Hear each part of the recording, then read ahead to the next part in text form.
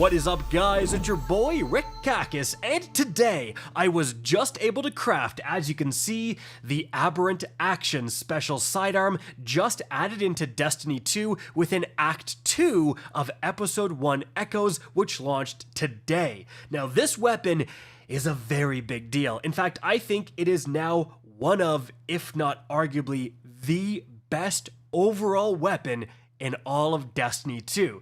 Now, why is that? Well, let's get started. But first of all, you might be wondering how I unlock the ability to craft this thing so fast. Because if you began Echo 2, and frankly, if you're like me, you saved a bunch of Echo engrams, you're ready to head right down to the helm, talk to Failsafe, and then focus the crap out of these new weapons. And then you get there and find out the option to focus it doesn't even exist, as you can see. Now, what you may think is the next step is simply getting one to drop. Naturally, acquiring one of these new sidearms would unlock the ability to focus it, but that's not the case. As you can see right here, I actually leveled up my new Act 2 Seasons Pass enough that I was actually able to get an Aberrant Action from the Seasons Pass, but as you can see, it did not unlock that focusing node. I then did the new activity and got a natural drop of the sidearm, and yet again, it didn't actually unlock that focusing node. It turns out you just need to progress the weekly quest enough that then you actually unlock a new Specimen quest. So as you can see, when that happens, you actually see them finally appear in this menu, but they're grayed out. It's saying you need this upgrade in order to actually focus them, and you get upgrades through specifically those Specimen quests.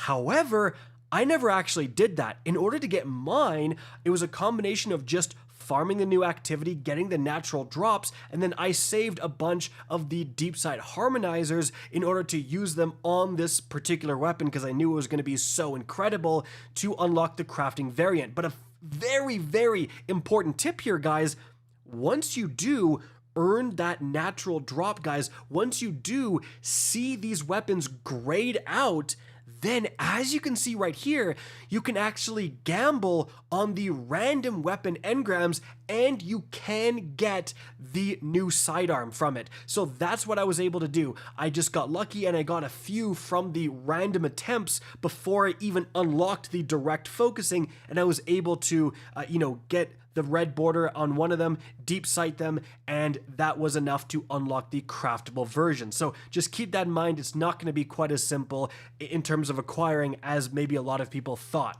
But once you do get your hands on this weapon, you will quickly find out how incredible it is. Like I said earlier, this is a special ammo rocket-assisted frame sidearm, and that by itself is a huge deal.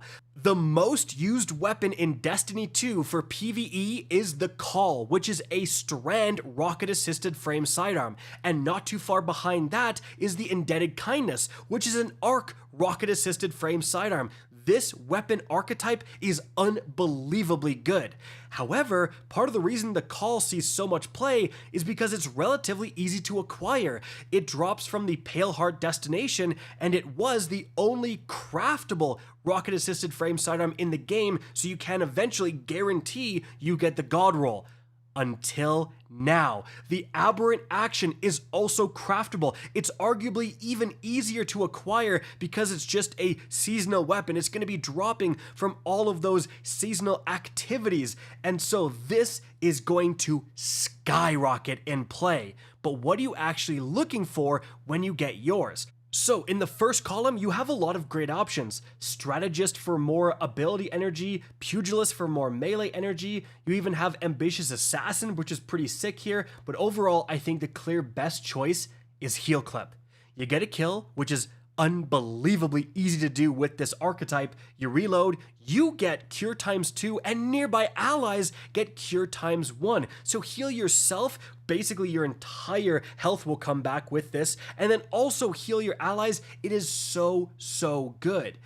Now, because we are using Heal Clip, I want to shore up the reload speed, so I am using Flared Magwell here to increase it, and I did go with a reload speed masterwork on this weapon as well. The faster you reload, the faster you will heal. But Tac Mag is another great choice here. Now, in the second column, guys, again, we have some good options. Golden Tricorn here for an increase in damage.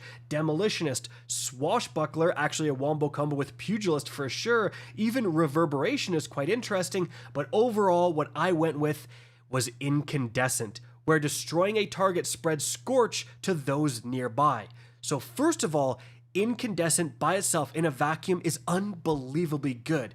Because not only are you spreading damage over time to nearby enemies so everything's weaker after you get that first initial kill, but it's a named elemental debuff, Scorch, so it has a ton of synergies within solar builds especially, but even some prismatic builds. And if you build up enough Scorch stacks, enemies will start to ignite with massively damaging explosions. It's just a incredibly good perk, and because of how easy it is to get kills, again with special sidearms, you are just spreading Scorch so easily, and you've seen that a ton in the background gameplay.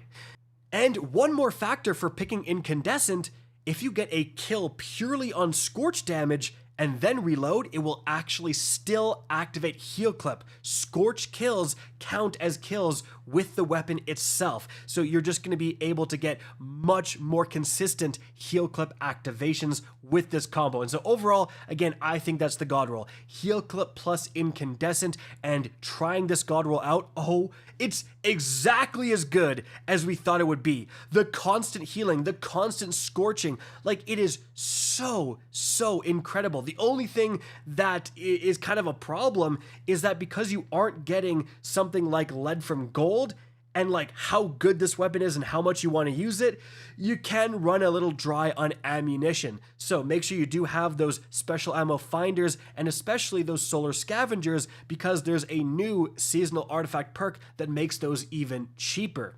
Speaking of, because of the new seasonal artifact perks and older seasonal artifact perks too, the Aberrant Action is better than normal this season. So let's take a look, guys. Here are the things that you can put on to make your absolute god tier weapon somehow even better. So, first of all, the fact that we have unstopped sidearms this season with all these rocket sidearms is just incredible. Like, we kind of all know how good this is, but after that, remember, you have Logic Reductor, weapons with the Radiolaria Transponder Origin perk, which this weapon does have, which is going to leave a damaging pool of like the Vex milk when you kill certain enemies. You can actually increase their damage against other Vex when you have this seasonal artifact perk unlocked. Then on top of that, you actually also have Overcharged Armory. So weapons with that origin trait are always overcharged in activities that have overcharged weapons. Now, this weapon will automatically be overcharged if you do have unstopped sidearms, so keep that in mind. But if you're using another type of unstopped weapon, right, like you may want to consider Overcharged Armory for sure. Then on top of that, you also have what just got introduced, guys, Solar Fulmination. Your ignitions do increased damage in an increased radius. This is a must-have if you're using this weapon with Incandescent. You're already going to be causing multiple ignitions because of, again, how much you're slaying out with this thing. Solar Fulmination is just a no-brainer to make those ignitions even more devastating.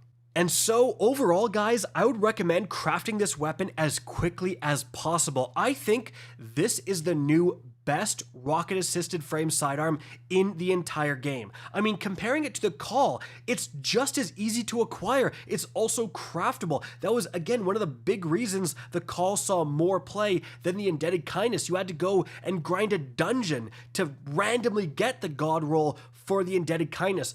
But this weapon, again, it's craftable. That's a huge deal. Also, Heal Clip. Heal Clip is just god tier. Ever since they updated it so it gets Cure ×2, it's so good. I mean, you're able to survive stuff that you should have never been able to survive. And with any other weapon, you would just be clapped. But with a Heal Clip weapon, it is so good. Not to mention, one of the best Warlock builds relies on Ember of Benevolence, which needs you to be healing nearby allies, which Heal Clip does. So you can easily incorporate this weapon into that god tier Warlock build, right? And the final perk, like Incandescent, often people's god rolls with the call had Vorpal Weapon. I mean, in a vacuum, Incandescent is just straight up better than Vorpal Weapon. Like, come on, guys. Yes, I know there's some scenarios if you're doing a solo Lost Sector and you're using it against champions, blah, blah, blah, but I think just, like, overall, Heel Clip Incandescent on a Rocket Sidearm, this is just crazy good. It shreds ads, and while you're shredding the ads, it's igniting and scorching the nearby yellow bars. It also just chunks the yellow bars as well, and it, again, provides that degree of survivability. Now, is it better than a Volt Shot on the Indebted Kindness? Well, that's a lot more interesting, but in my experience, it is. Like, the only problem is that it's just a little bit harder to keep topped up on ammo than either of those two weapons because of the lack of lead from gold. But as long as you have ammo, my goodness, it's fantastic. This is going to be the jewel of Act 2. This is going to be, I think this is going to be the most popular PvE weapon in the entire game until Act 3. And so, guys, that's it for the video. Hope you enjoyed and found this informative. If you did, please remember to help me out by simply rating and especially sharing this video. If you guys want to see more Destiny 2 content similar to this, don't be afraid to slap that subscribe button. If you want to get in touch with me and keep up to date with the latest channel activity, the best way is to follow me on Twitter at RickKakis, that is linked in the description down below. Again, I hope you enjoyed the video, and as always, have a good day.